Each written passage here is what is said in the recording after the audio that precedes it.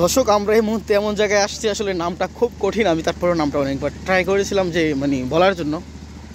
তো এটা হচ্ছে আপনার ভৈরব যে মেঘনা নদী, তার সাথে এটা সংযুক্ত হয়েছে। তার একটু আগে নরসিংদী জেলা। হ্যাঁ, এই যে নরসিংদী জেলাতে আমরা অবস্থান করছি, আলপবাড়ি, কুতাদিল্লা থানা। আর এখানে দেখা যাচ্ছে যে একটা বোট যে বালু নিয়ে আসছে। আর নদীটা খুবই বড়, তবে এটার পানি এখন একদমই শুকানো। এখানে নৌকা দিয়ে যাত্রী টানা হচ্ছে, আর অনেকগুলো নৌকা ঘাটে দাঁড়ানো আছে।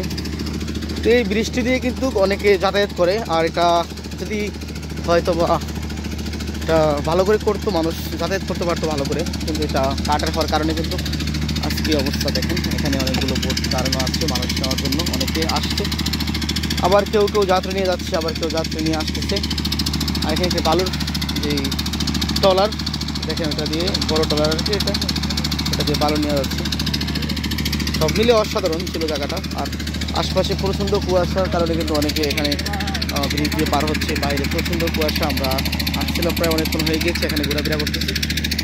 তো আর কি, জায়গাটা খুব ভালো লাগলো। আপনারা অবশ্যই চলে আসবেন যে নরসিংদী জেলার আলপবাড়ি, কুতাদিল্লা থানা।